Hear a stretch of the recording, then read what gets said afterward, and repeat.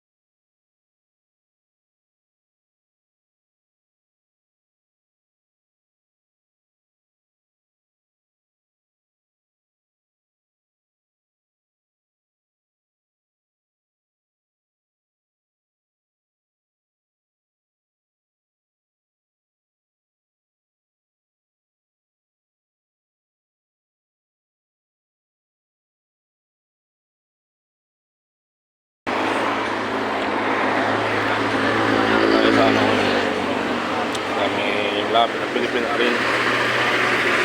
At yun, at katatapos lang natin kumain.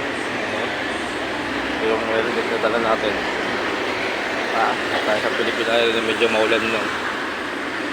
Kaya alis na. Napunta na tayo sa house. Pauwi na tayo ng house ngayon. At yun, ang dami mga nagano. Pauwi na tayo yun.